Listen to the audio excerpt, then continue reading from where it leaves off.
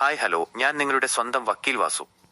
Supreme കോടതി പരാമർശത്തിൽ നിന്ന് രൂപം കൊണ്ട കോക്രോച്ച് ജനത പാർട്ടി ഇന്ത്യയിലെ പുതിയൊരു മുല്ലപ്പൂ വിപ്ലവമാണെന്നും ജെൻസെഡ് വോട്ടർമാർ ചേർന്ന് കേന്ദ്ര സർക്കാരിനെ തൂത്തെറിയുമെന്നുമൊക്കെയുള്ള ചൂടേറിയ ചർച്ചകളാണ് ഇപ്പോൾ ഡിജിറ്റൽ ലോകത്ത് നടക്കുന്നത്.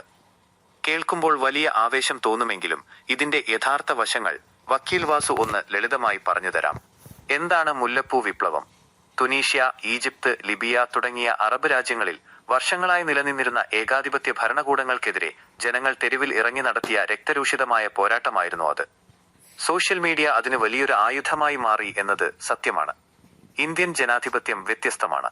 ഇന്ത്യ ഒരു ഏകാധിപത്യ രാജ്യമല്ല, മറിച്ച് ശക്തമായ ഭരണഘടനയും കൃത്യമായ ഇടവേളകളിൽ തിരഞ്ഞെടുപ്പുകളും നടക്കുന്ന ലോകത്തിലെ ഏറ്റവും വലിയ ജനാധിപത്യ രാജ്യമാണ്. ഇവിടെ മാറ്റങ്ങൾ ഉണ്ടാകുന്നത് തെരുവുകളിലൂടെയോ ഇന്റർനെറ്റ് ട്രോളുകളിലൂടെയോ മാത്രമല്ല, കൃത്യമായ വോട്ടിംഗ് പ്രക്രിയയിലൂടെയാണ്.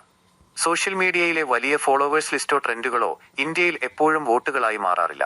പ്രത്യേകിച്ച് ഈ പേജിന്റെ 49% ഫോളോവേഴ്സും പാകിസ്ഥാനിൽ നിന്നാണെന്ന കണക്കുകൾ കഴിഞ്ഞ ദിവസം പുറത്തുവന്ന സാഹചര്യത്തിൽ ഇതിനെ ഇന്ത്യയിലെ ഒരു താഴെത്തട്ടിലുള്ള ജനകീയ വിപ്ലവമായി കാണാൻ നിയമപരമായി കഴിയില്ല.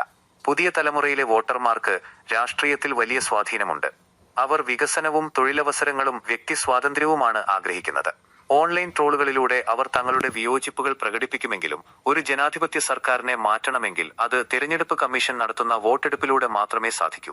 കോക്രോച്ച് ജനത പാർട്ടി എന്നത് സിസ്റ്റത്തിലെ പോരായ്മകളെ പരിഹസിക്കാനുള്ള ഒരു അടിപൊളി ജെൻസെഡ് ഡിജിറ്റൽ ആയുധമാണ്. എന്നാൽ അതിനെ ഒരു വിപ്ലവമായി കണ്ട് സർക്കാരുകൾ വീഴുമെന്നൊക്കെ പറയുന്നത് വെറും ഇന്റർനെറ്റ് ഹൈപ്പ് മാത്രമാണ്. ഇന്ത്യയിൽ ഭരണം മാറ്റാൻ പാർട്ടിയുടെ ലോഗോ പോരാ, ജനങ്ങളുടെ വിരലിലെ മഷി തന്നെ വേണം.